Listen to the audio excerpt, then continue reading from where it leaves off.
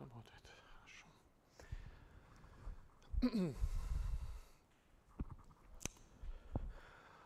Okay, so some time ago I already told you that there are two natural ways of defining sister norm on the tensor product of two sister algebras. So we have already discussed the spatial or the minimal sister tensor product. Let's now have a look at the maximal tensor product.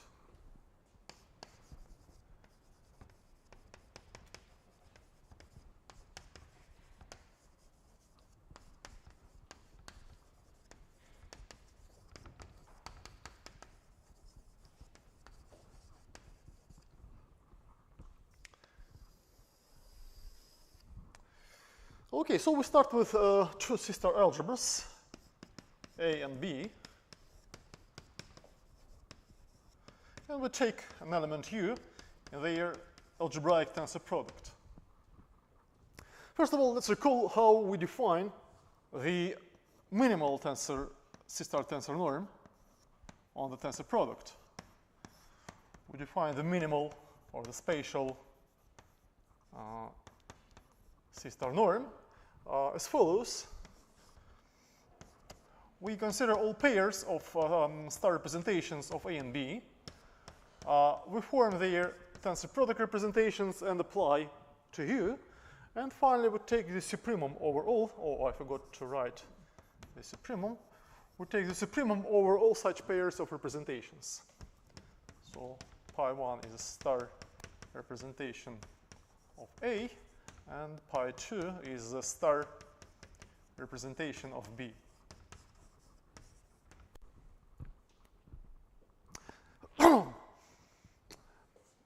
And now we define the so-called maximal tensor norm on the tensor product as follows.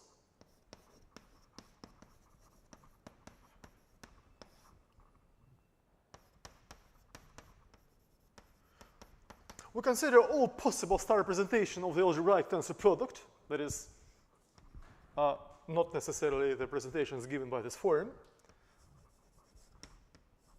We apply them to U, and we take the supremum over all such representations of the tensor product, of the algebraic tensor product.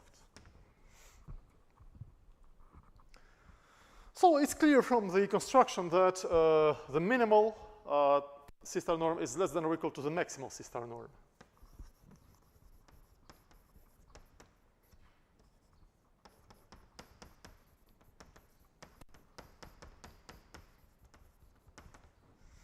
What is not clear from the construction is that the maximal sister norm is finite.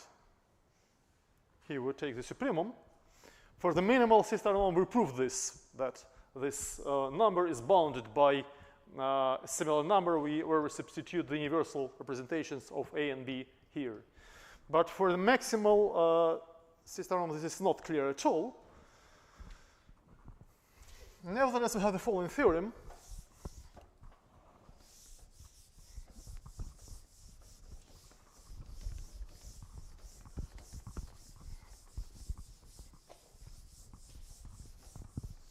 So the following theorem describes the basic properties of the maximal sister norm. First of all, I claim that it is finite. For every element U in the tensor product, this number is finite.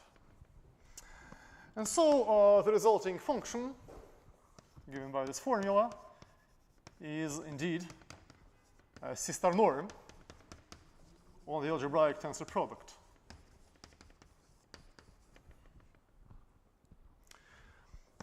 Property 3 is that for every sister algebra C and for every star homomorphism phi from the tensor product of A tensor B to C, phi is contractive with respect to the maximal sister norm.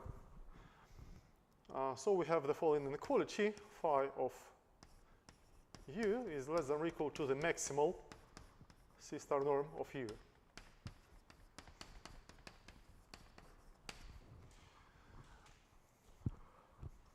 Property 4 is that the maximal C-star norm is indeed the maximal C-star norm on the tensor product. This norm is the largest C-star norm on the algebraic tensor product. By the way, let's recall that the spatial or the minimal C-star norm is the smallest possible C-star norm, but this is not obvious at all, and this is a deep theorem due to Pirkovskiy. And finally, I claim that the maximal C-star norm has the following useful property. It's a cross norm, just like the minimal C-star norm.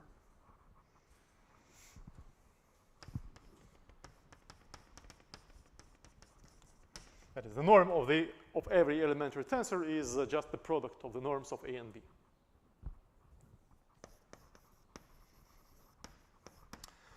I'll give you proof only in a special case. Namely, I will prove part 1 only in the case where the algebras are unital.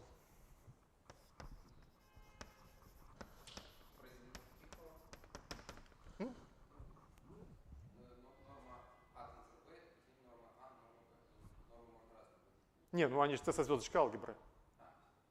We assume from the very beginning that A and B are C-star algebras. So the norms on A and B are already fixed. We assume that A and B are unital. This essentially simplifies the proof. And I'll give you some comments about the general case after we prove this theorem. So what we want to do, we want to show that this is finite. So we take an element U in the algebraic tensor product, and we want to show that there is a constant, a positive constant C, such that for every star representation pi of the algebraic tensor product, we have the following inequality. So this is bounded by C, where C doesn't depend on the choice of pi. So we take pi and we define two maps, pi I, pi A, and pi B. Pi A will be a representation of A given by the following formula. It takes little a to pi of A tensor 1. So we assume that the algebras are unital, so this makes sense. And similar, we do similar construction for the algebra B. We define representation of B by the following formula. It takes little b to pi of 1 tensor B. So it's easy to see that they are star representations of A and B respectively. And also it's clear that if we apply pi to every elementary tensor, A tensor B, this is equal to pi A of A times pi B of B, because this elementary tensor is just the product of this one and this one. Okay, now let's come back to our element little u. It sits in the algebraic tensor product, so we can write it as a finite sum of elementary tensors from 1 to n, AI tensor BI. And so pi of u is equal to the sum from 1 to n, pi A of AI, pi B of BI, because of this formula. So now we calculate the norm of this operator, apply the triangle inequality, and use the fact that every star representation of C-star algebra is contractive. So the norm of this operator is less than or equal to the norm of AI. And similarly, the norm of this operator is less than or equal to the norm of BI. And we see that this is a constant which doesn't depend on the choice of pi. So this is exactly what we wanted to prove.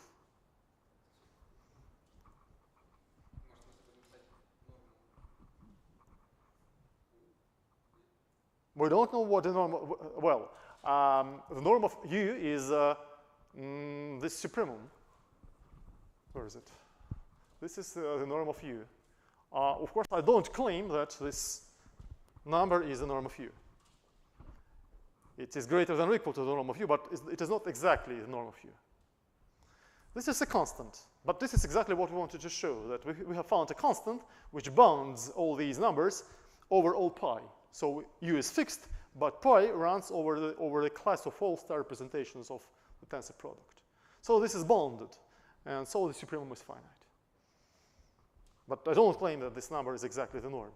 In general, it is greater than or equal to the norm of A. Or of U, sorry. It's greater than or equal to the norm of U. Okay, so this completes the proof of part 1 in the case where A and B are unital.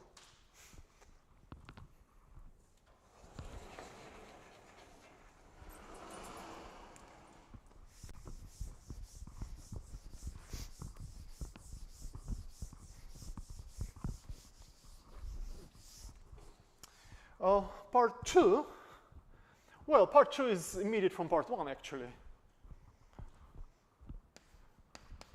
2 follows from 1. It's, in fact, a simple exercise to show that you have an arbitrary family of C-star norms on a star algebra such that their pointwise supremum is finite. Then this pointwise supremum is also a C-star norm. It's almost immediate from the definition of a C-star norm. So, but part 1 implies that the supremum is indeed finite, and so it is a C-star norm on the tensor product. Part 3.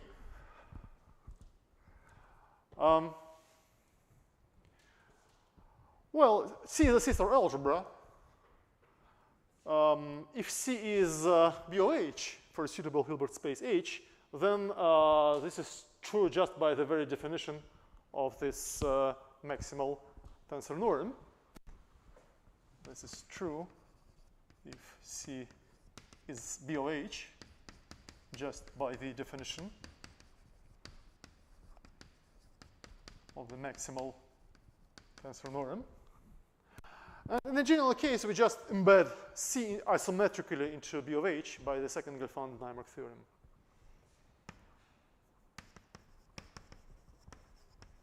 In the general case, apply the second Gelfand-Naimark theorem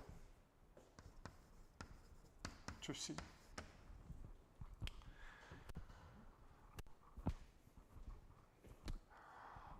Okay, so part 4, we already know that this is a C-star norm. And if we take another C-star norm on the tensor product,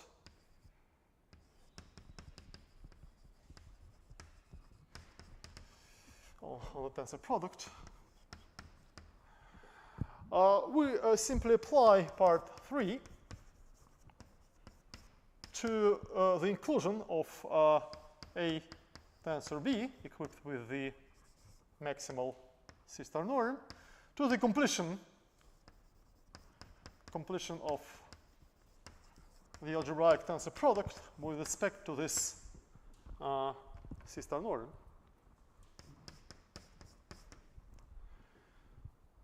So it is a star homomorphism. We apply part 3, and we deduce that this abstract C-star norm is less than or equal to the maximal C-star norm. So it is indeed maximal. Part 5, again, we prove this only under the assumption that the algebras are unital. Only for unital A and B. So we take an arbitrary star representation, pi, star representation of the tensor product. We apply it to an elementary tensor, calculate the norm, and we look here. So it is pi I times pi b of b.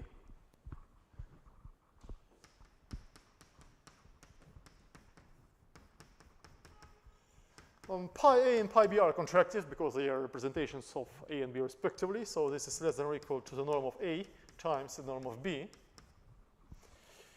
But we already know that the minimal C star norm on the tensor product is a cross norm. So this is true by one of the properties of the minimal C star norm. And the minimal is less than or equal to the maximal.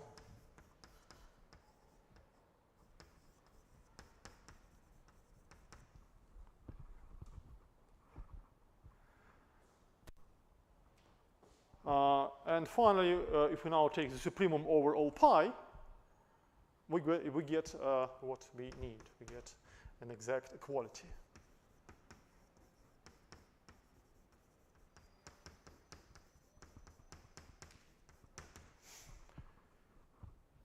And this completes the proof.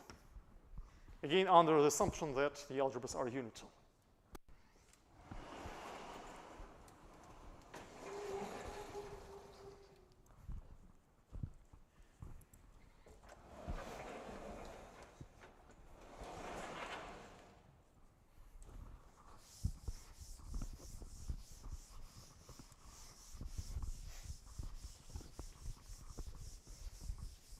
A useful exercise, which is not entirely trivial, is to prove this result for arbitrary C star algebras. Prove 1 and 5 for general C star algebras. It's clear what the problem is. We simply can't define pi I and pi b by this formula, because we don't have identities in A and B. So here's a hint. We start with a third representation, pi of the tensor product on H. Without loss of generality, we may assume that it is non-degenerate. A non-degenerate star representation. Well, we know that every star representation is a direct sum of two summands, a non-degenerate representation and a trivial representation. We choose an approximate identity, E lambda, an approximate identity in B, and we define a map pi A from A to B of H by the following formula. This is the limit with respect to the strong operator topology of the following net. Pi applied to A tensor E lambda. Of course, an exercise is to show that the limit exists and gives us a well-defined linear operator on H. And moreover, pi I turns out to be a star representation of A. This is not entirely trivial, but this is just a plan. Then we can similarly define pi b. Define pi b. Similarly, this turns out to be a star representation of B. And then pi can be reduced to pi A and pi B by essentially the same formula as in the unital case. And the rest of the proof of parts 1 and 5 are exactly as in the unital case. So what is non-trivial here is the construction of these two representations. If the A and B are unital, then the construction is absolutely clear. But in the non-unital case, we involve the proof involves approximate identities and limits of these nets for the strong operator topology.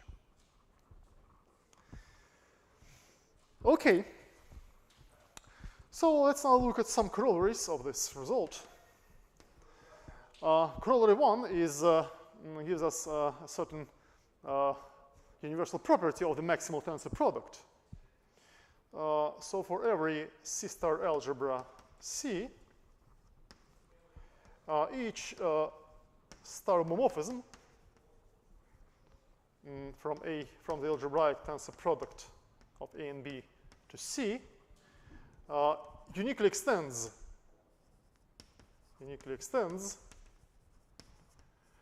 to a star homomorphism from a maximal. Oh, I forgot to give you the definition. Sorry.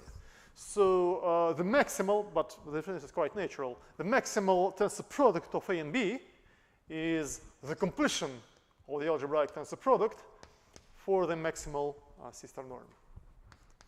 The maximal tensor product of A and B is the C-star algebra, which is denoted like this, and it is defined to be the completion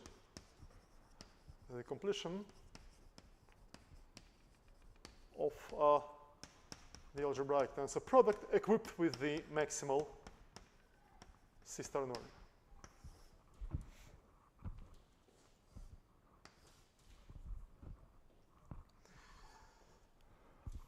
So now, if we have a C-star algebra C and a star homomorphism from the algebraic tensor product of A and B to C, I claim that each such homomorphism uniquely extends to a star homomorphism from the maximal tensor product of A and B to C.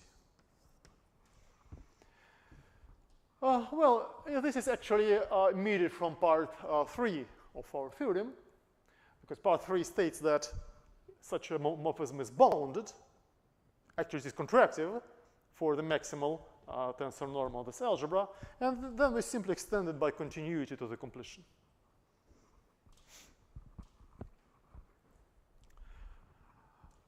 A special case of this corollary looks as follows, corollary 2. The identity map of the algebraic tensor product uniquely extends to a surjective star homomorphism from the maximal tensor product of A and B onto the minimal tensor product.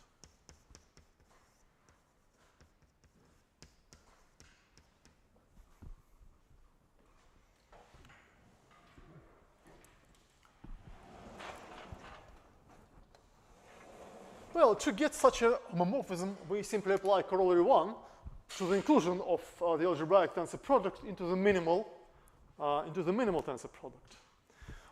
The only point now is to prove the surjectivity. But the surjectivity easily follows from the next lemma. If we have two C-star algebras A and B, and the star homomorphism phi from A to B, then the range of phi is closed. Phi of A is closed in B. And moreover, the norm of phi is equal to 1.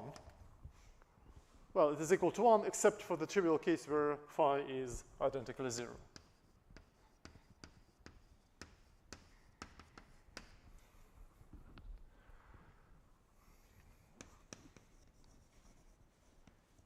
Well, indeed, why is it so? We take our star homomorphism phi from A to B, and we look at the quotient of A modulo the kernel of phi. The kernel of phi is a closed two-sided star ideal, so we can take the quotient, which is also a C-star algebra. We know that the quotient of a C-star algebra is a C-star algebra in a natural way, and we get a star homomorphism phi hat from here to here, whose kernel is trivial. So phi hat is injective. But we know that an injective star homomorphism between C-star algebras is isometric. So phi hat is isometric.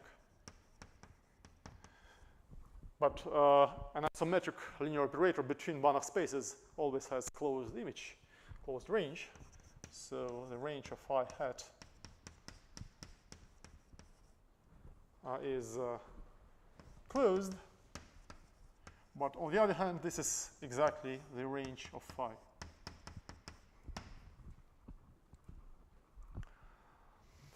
And finally, the norm, since the diagram commutes, and since phi hat is an isometry, the norm of phi is equal to the norm of this quotient map Q. And the norm of the quotient map is always 1, except for the case where the kernel is equal to A, that is, the case where phi is 0.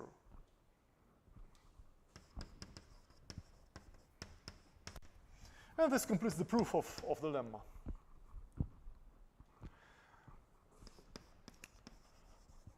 Now to prove corollary 2, we just apply corollary 1 to the inclusion of the algebraic tensor product into the minimal C-star tensor product.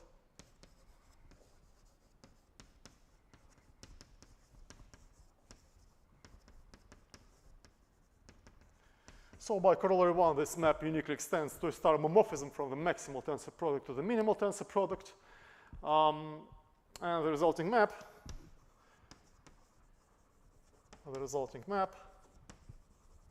from the maximal tensor product to the minimal tensor product clearly has dense range because it contains the algebraic tensor product, which is dense in the minimal tensor product.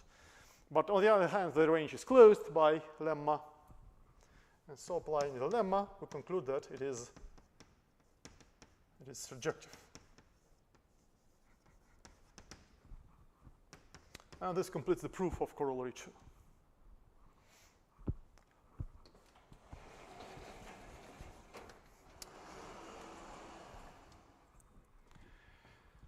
Well, now by looking at this corollary, it's quite natural to ask, well, maybe this map is always an isomorphism. It turns out that in the general case, the answer is no. And this question naturally leads to the following definition.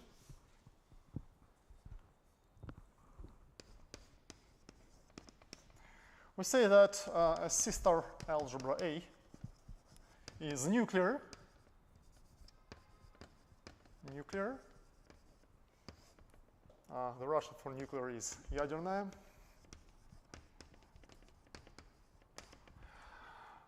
If for each C-star algebra B, the maximal norms on the algebraic tensor products are actually the same.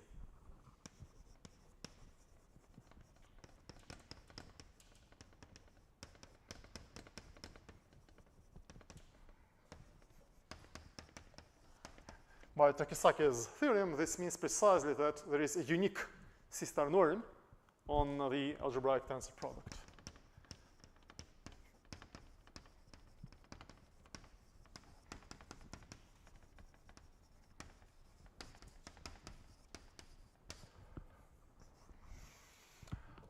And if we now look at this map, we see that this condition means precisely that this map is an isomorphism.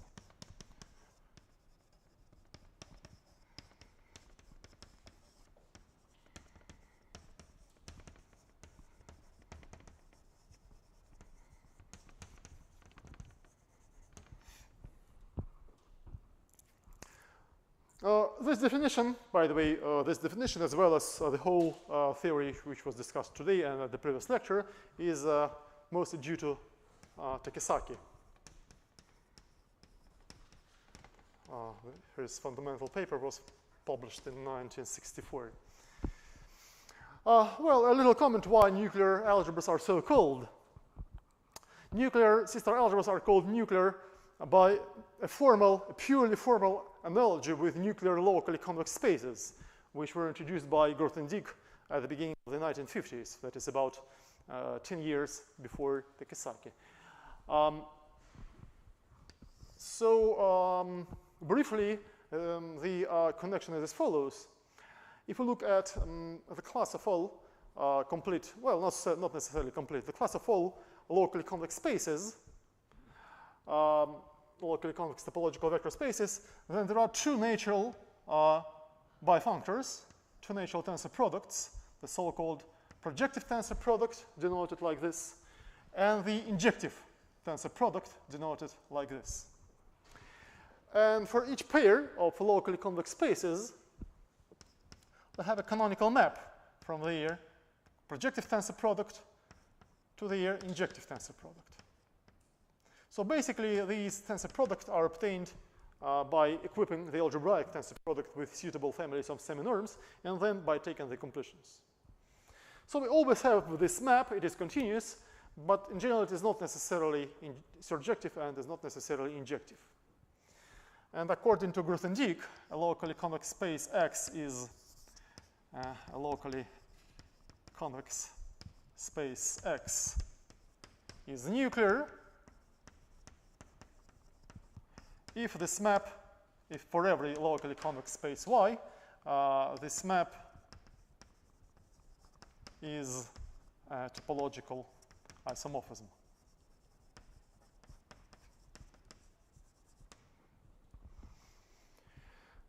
So nuclear locally convex spaces are called nuclear because they can be equivalently defined in terms of nuclear operators, which are closely related to the kernel, the famous kernel theorem due to Laurent Schwartz.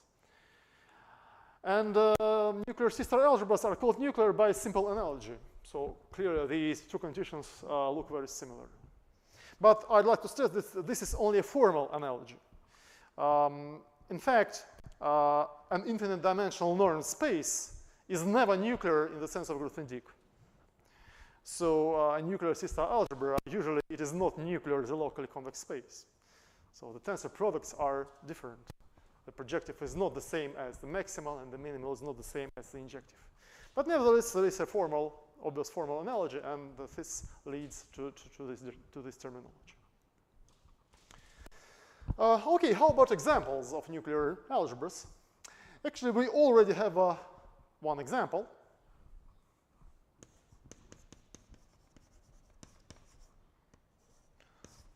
The matrix algebra, the full matrix algebra MM, is nuclear.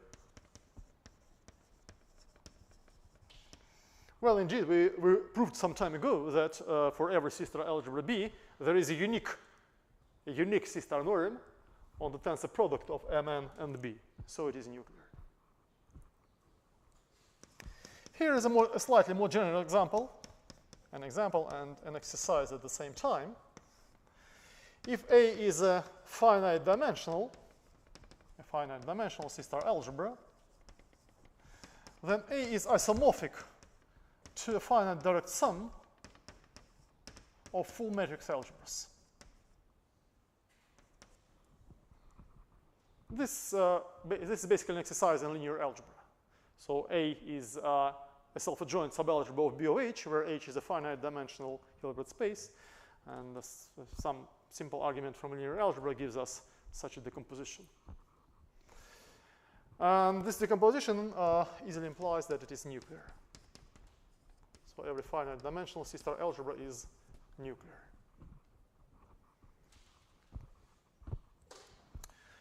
Now we have the following result, which gives us a nice sufficient condition for the nuclearity of a sister algebra.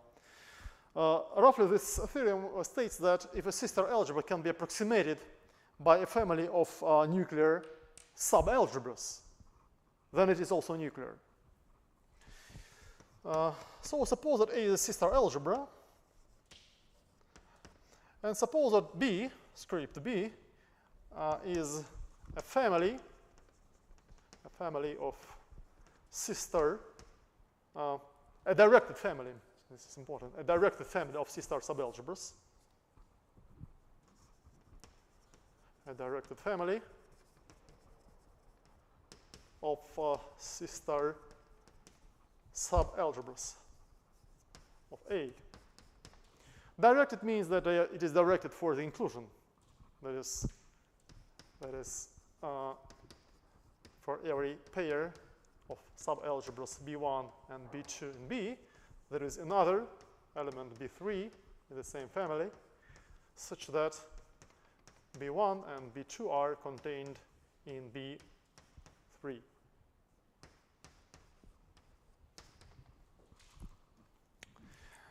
Let's suppose that the union of this family is dense. Suppose that the union of this family is dense in A,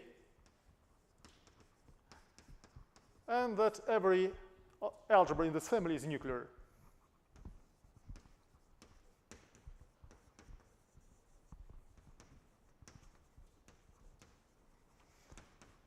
So I claim that in this case A is also nuclear.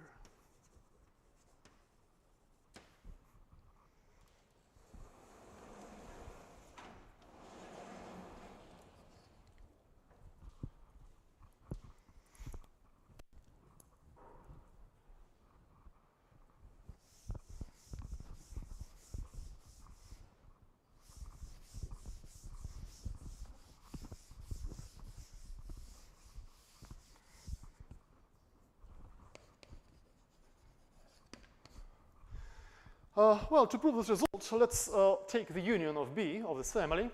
Let's denote it by A0. So since B is directed, it follows that A0 is a star subalgebra. A0 is a dense star subalgebra of A. So let's now take an arbitrary C star algebra B, C star algebra, and let's observe that the algebraic tensor product of A0 and B is the union of the following family of subalgebras. B, well, let's denote it by C, because B is belongs is an element of this family. So let's denote it by C. So this tensor product is just the union of tensor products of B tensor C, where B runs over our family script B. This follows from the easily follows from the fact that this algebra is spanned by elementary tensors. But we know that B is nuclear. Every B in this family is nuclear. So this implies that there exists a unique C star norm on the algebraic tensor product of A0 and C. Well, if we take two C star norms on this algebra, then the restrictions to every subalgebra in this family are the same, because B is nuclear. And since this union is exactly this algebra, we get a unique C star norm on this algebra. Okay, but on the other hand, so we now want to extend it to A, from A0 to A.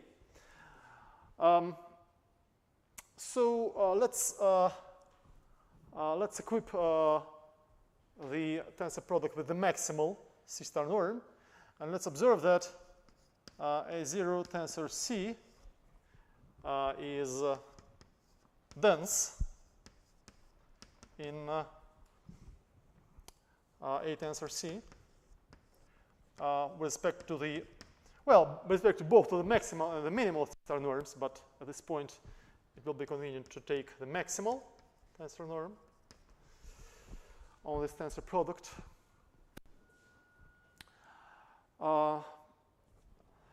And let's also observe that both the minimal and the maximal C star norms are continuous on the algebraic tensor product of A and C equipped with the maximal C star norm. Well, clearly the maximal C star norm is continuous with respect to itself, but the minimal C star norm is less than or equal to the maximal one. And so it is also continuous with respect to a maximal C star norm. So we have two norms on this algebra, two continuous norms on the same algebra, which agree on a dense subalgebra. So by continuity, they are the same everywhere. These norms are equal everywhere on A tensor C, just by continuity. And this shows that A is nuclear. So this completes the proof.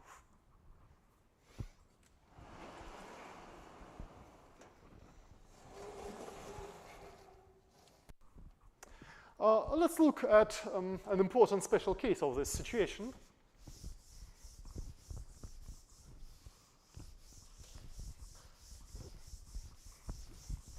I claim that the algebra of compact operators on a Hilbert space is nuclear. The corollary. K of H is nuclear.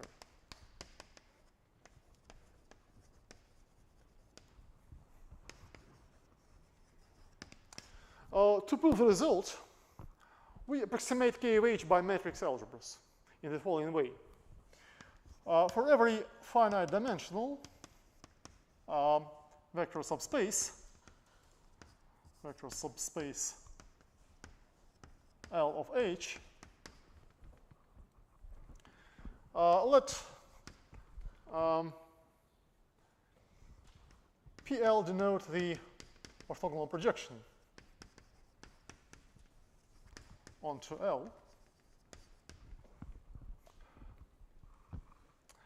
And let, so we define AL to be the set of all operators of the following form, PL, T, PL, where T runs over the algebra of compact operators.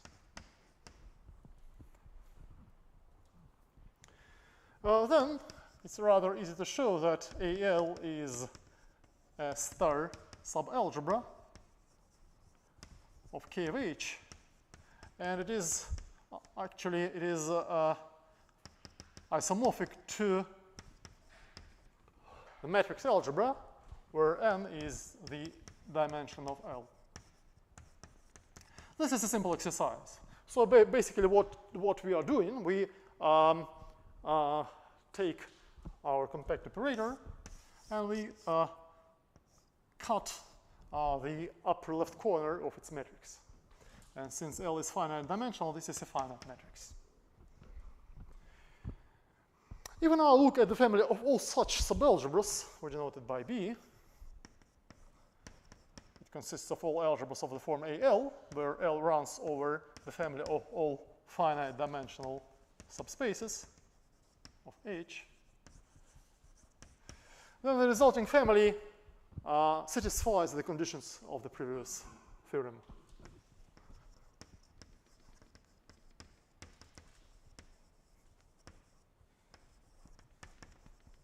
This is also a simple exercise. Basically, the fact that the union of B is dense in K of H follows from the fact that the family, the net of the orthogonal projections PL is an approximate identity in K of H. So some time ago we discussed that this is indeed an approximate identity, and this readily implies that the union of B is dense in K of H. So since each AL is nuclear, the previous theorem implies that K of H is also nuclear. Well, how about other standard examples of C-star algebras? So let me briefly mention some facts. First of all, it turns out that every commutative C-star algebra is nuclear. Every commutative C-star algebra is nuclear. This result is also due to Takesaki. It was obtained in the same paper of 1964. But the proof is surprisingly non-trivial. So I'll not give you a proof because it involves some instruments which we didn't discuss before, such as reducible representations, pure states, and some other instruments. As for counterexamples, the first counterexample was given also by Pirkovskiy in the same paper. Namely, he proved that the reduced C-star algebra of the free group into generators is not nuclear.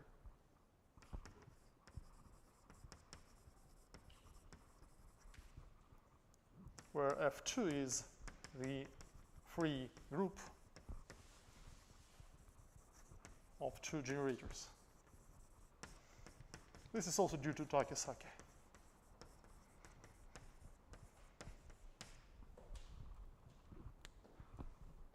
And later is what it was proved by other people that the reduced group C-star algebra of a discrete group is nuclear if and only if the group is amenable. A more classical counterexample was found by Pirkovskiy in 1981. He actually proved that BOH, the algebra of all bounded operators on an infinite dimensional Hilbert space, is not nuclear.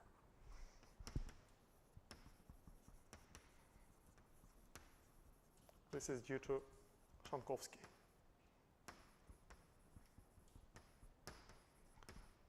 1981.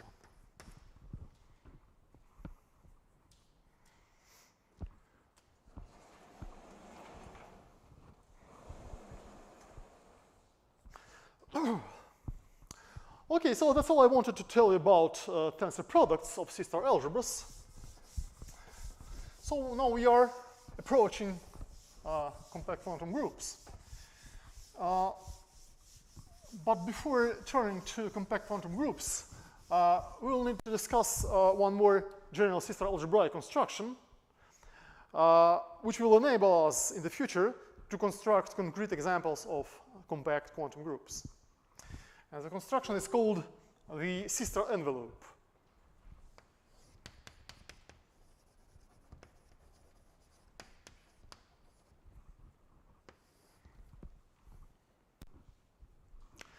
So roughly, the C-star envelope of a star algebra is some universal way to make an arbitrary star algebra into a C-star algebra by a suitable procedure. But we will see shortly that this procedure, there are some situations where this procedure doesn't work. But first of all, let's start with the definition. So suppose that A is a star algebra. Then by definition, a C-star envelope of A is a pair consisting of a C-star algebra denoted as C-star of A and a homomorphism theta. So where C-star of A is a C-star algebra and theta is a star homomorphism from A to C-star of A.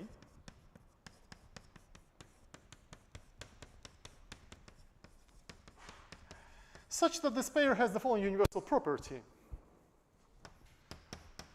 Whenever we have a C-star algebra B, for every C-star algebra B,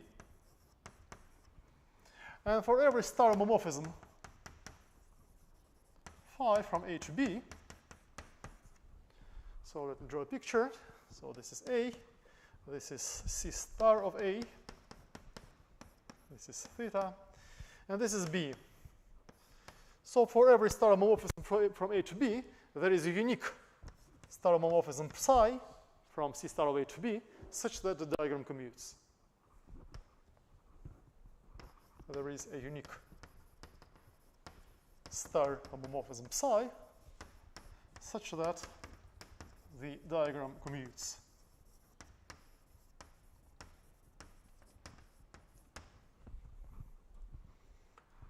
So in other words, there is a natural bijection between the set of all star homomorphisms from C-star of A to B and the set of all star homomorphisms from A to B for every C-star algebra B.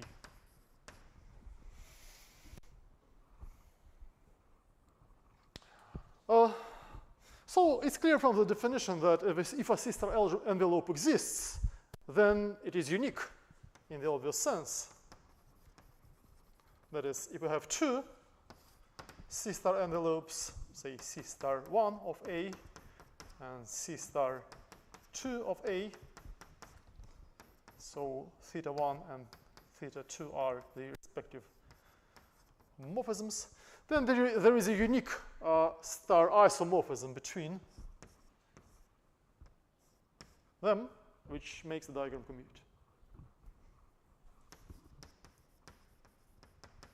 Unique star isomorphism, psi, which is of course isometric because it is an isomorphism between C-star algebras. So if a C-star envelope exists, then it is unique. How about the existence?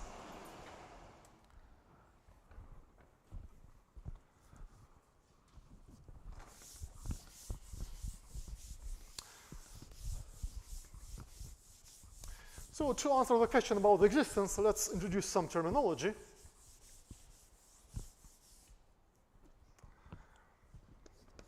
So we give the following definition. If A is a star algebra and P is a seminorm on A, then we say that P is a C-star seminorm, is a C-star seminorm if it is submultiplicative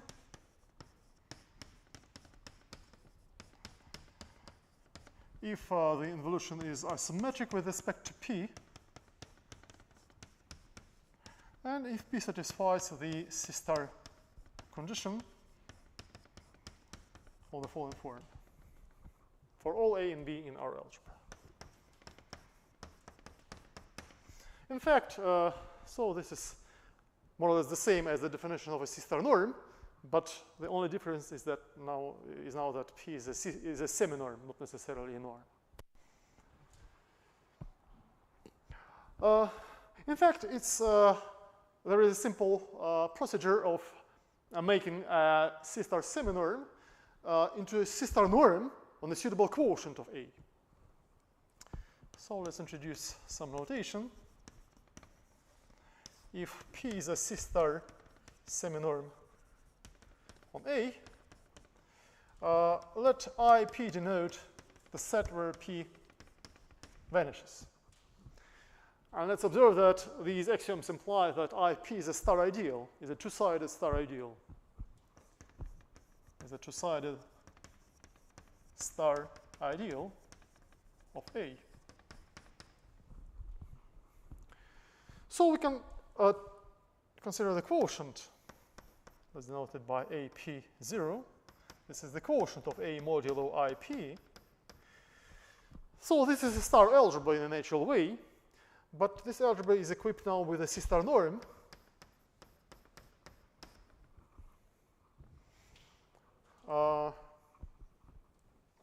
Where the C-star norm on this algebra is given by the following simple formula. So it's a simple exercise to show that this is well defined, and so we get a pre-C-star algebra. Pre-C-star algebra. So this C-star seminorm becomes a norm on the quotient. So we can now take the completion. So let AP denote the completion of AP0. So it is a C-star algebra. And let pi P denote the canonical map from A to AP. So basically this is the quotient map composed with the inclusion of AP0 into the completion. Clearly this is a star homomorphism.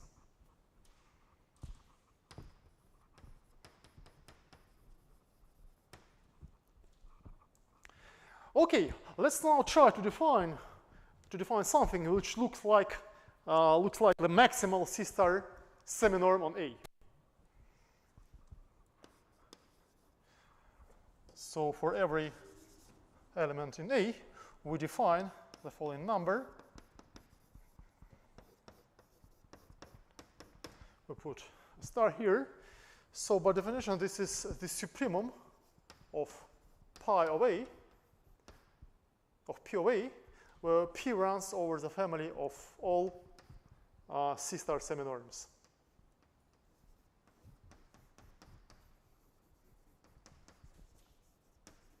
On A. So this is a non-negative number, but possibly infinite.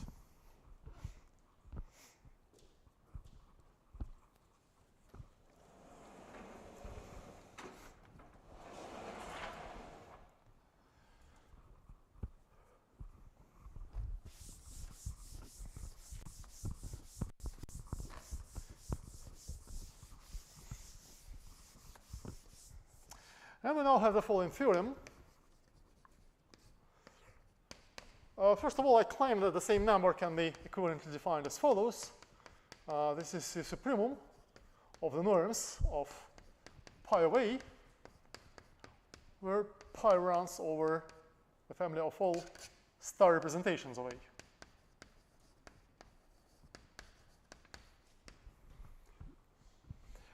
A. Second,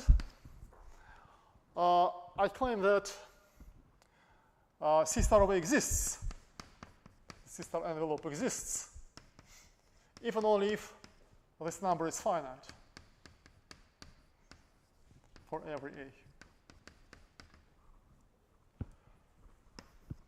A. And finally, part 3.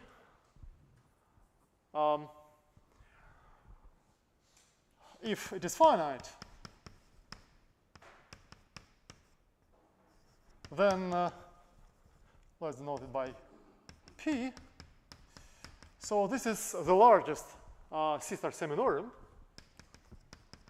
the largest C star seminorm on A.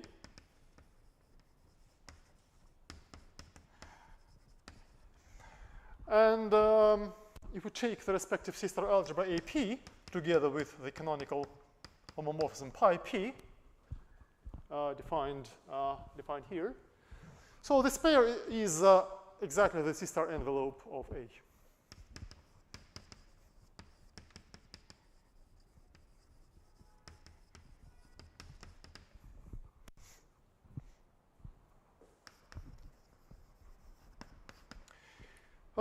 So let's begin with part 1. First of all, it's clear that the right-hand side is less than or equal to the left-hand side because the norm of pi of A is a C star seminorm.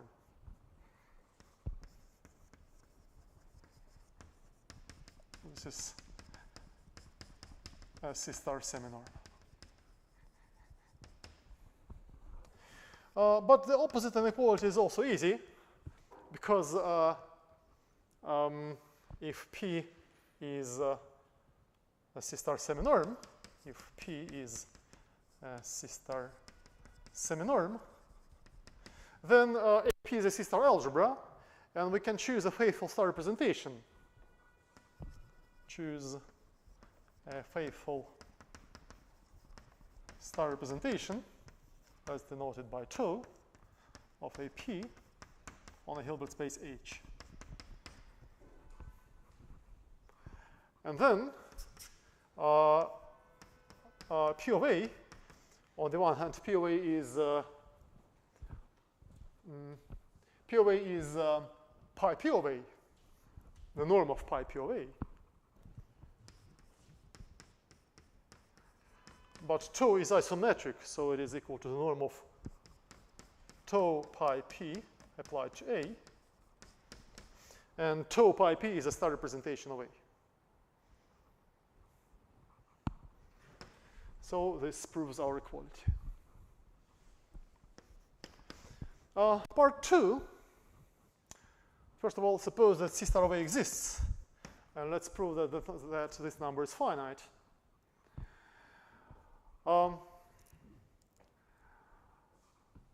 So we take a C star seminorm P is a C-star seminorm on A, and we draw the following picture. This is A, this is C star of A, so we assume that C star of A exists. And this is AP, and this is pi P. So by the definition of a C-star envelope, there is a unique star homomorphism from here to here, psi, which makes the diagram commute. And so pi of A is the norm of, P of A is the norm of pi P of A. Pi P is psi composed with theta of A. And psi is a star homomorphism between C-star algebras, so it is contractive. And so this is less than or equal to the norm of theta of A. And the right-hand side doesn't depend on the choice of P. So we conclude that this supremum is finite. This is less than or equal to the norm of theta of A. And actually, it is exactly the norm of theta of A, but anyway, it is finite. It is finite.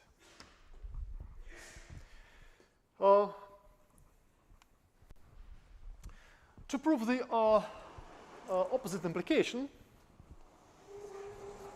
basically, what we do now is we prove that the remaining implication in part 2, and at the same time, we will prove part 3.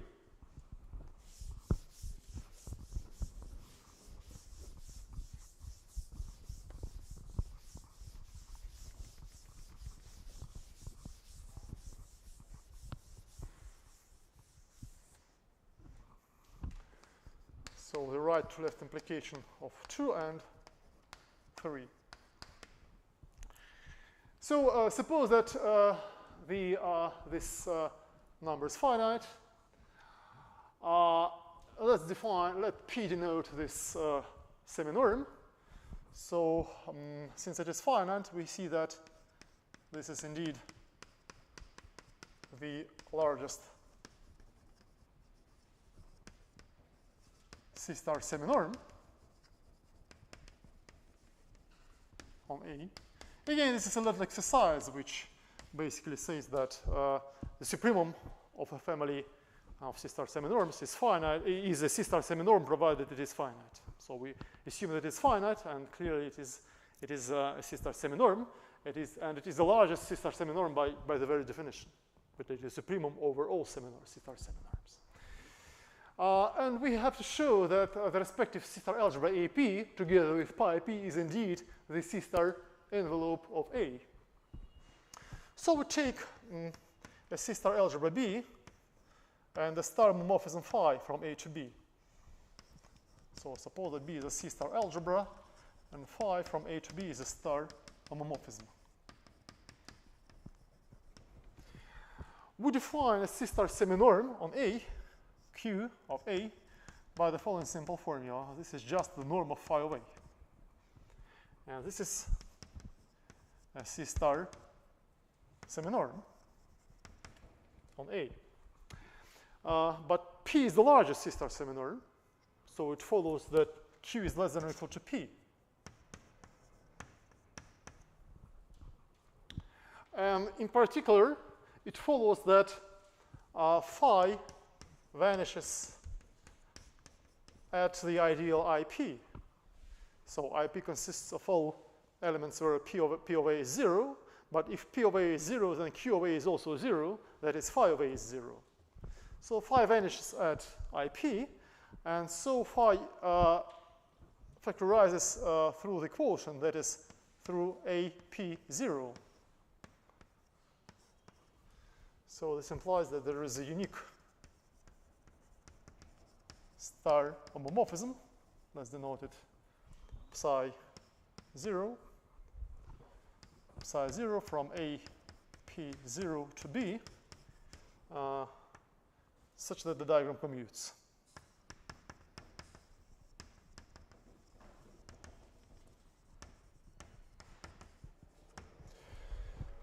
So let's now observe that psi 0 is bounded. the norm of psi 0 applied to A plus IP. The diagram is commutative, so this is exactly phi of A. That is Q of A, and Q of A is less than or equal to P of A. So psi 0 is bounded. P of A is the norm of A plus IP. So psi 0 is bounded. So psi 0 uniquely extends to the completion.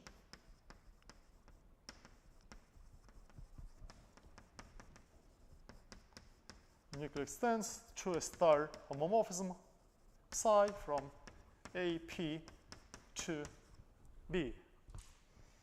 So we can now complete our picture as follows. This is psi. And by looking at the picture, we conclude that AP, together with this map, which is pi p, is indeed the C-star envelope of A.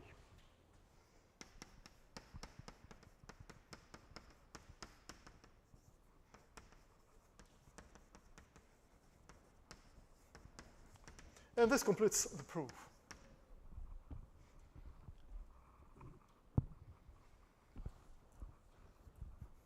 Okay.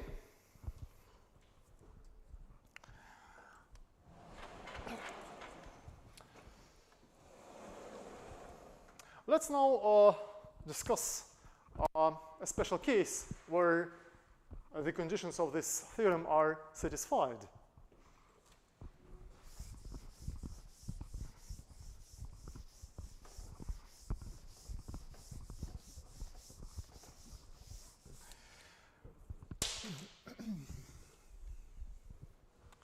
So we have the following corollary, corollary 1. Suppose that A is a star algebra generated by a suitable subset S of A. When I say generated, I mean that it is generated as a star algebra.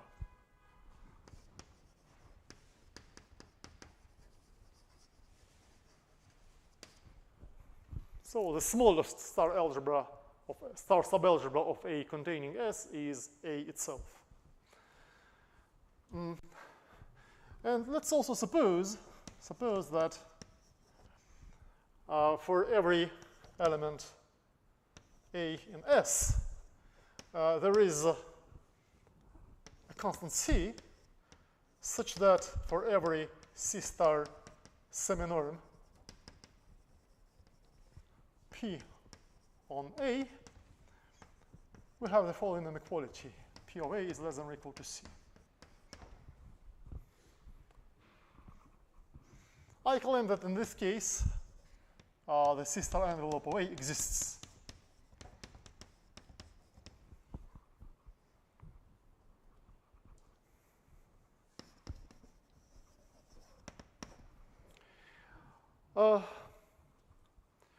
Well, indeed, why is it so? We know that A generated by S is a star algebra. So this implies that each element in A has the following form. It can be written as a finite sum of suitable monomials Mi, where each Mi is a monomial in the sense that it is a finite product of elements of the form AI1, AI2, up to AI, say, Ni. And every Aij belongs either to S or to S star. So this is indeed true because A is generated by S. Now, since there are finitely many elements here, so each monomial is a finite product, and we have only finitely many summons, it follows that there is a constant C such that for every C star seminorm P on A, and for every I and J, P of A I J is less than or equal to C. So the point that we can choose C independently of I and J because we have finitely many summands here and finitely many elements here.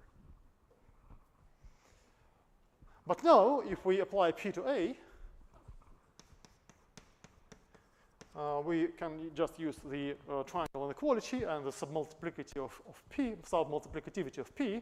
We see that pi of A is dominated by a suitable constant D, where D doesn't depend on P. Doesn't depend on P. It depends on the number of the summands and on the numbers of elements here, but it doesn't depend on P. So the supremum over all P is finite, and we simply apply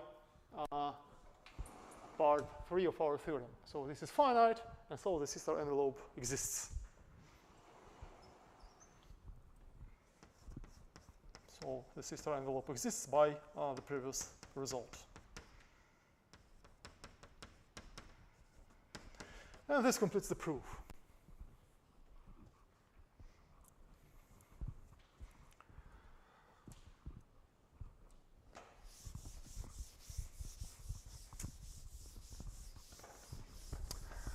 And let's now look at a more special case of the situation, which guarantees the existence of a sister envelope. Corollary 2. Suppose that A is a unital star algebra generated.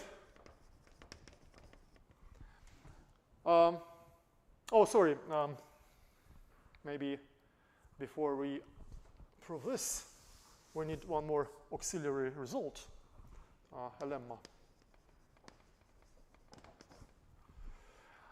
If A is a star algebra,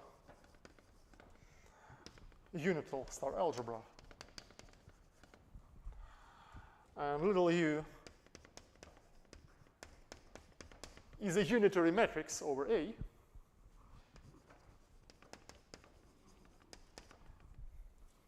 then for every C star seminorm P on A,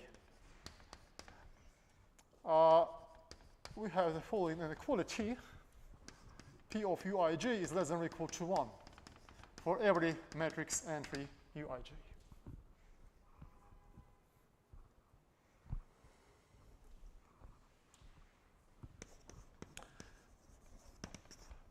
Well, to prove this lemma, we may, first of all, we may assume from the very beginning that A is a C-star algebra.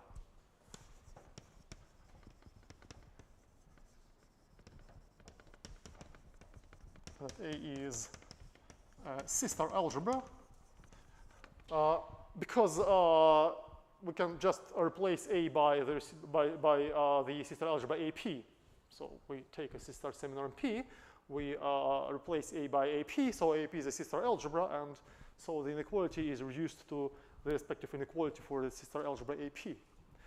So we may assume that A is a C-star algebra, otherwise consider AP.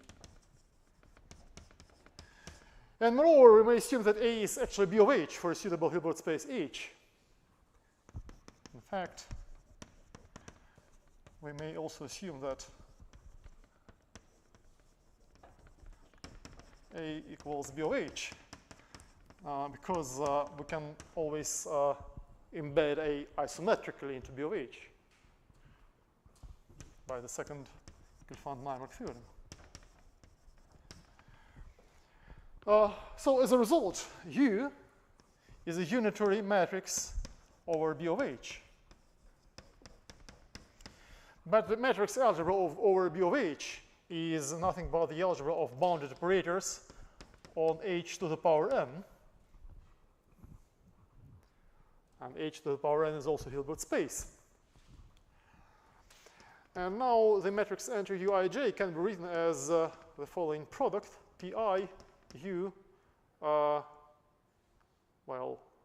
another letter, Qj, where Pi is the projection onto the nth onto the ith direct summand is the ith projection, and Qj is the inclusion onto the jth direct summand, is the jth inclusion. So Qj is an isometry, its norm is 1, the norm of an orthogonal projection is also 1, and so this implies that the norm of Uij is less than or equal to the norm of U, but U is unitary, and so the norm of U is 1, and this completes the proof.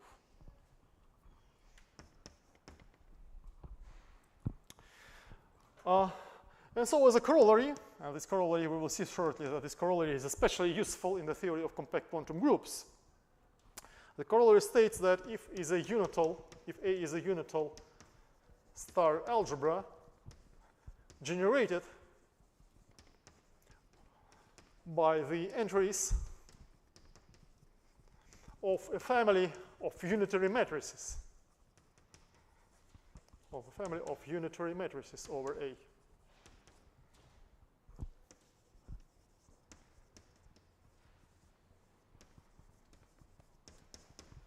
In this case, the sister envelope of A exists.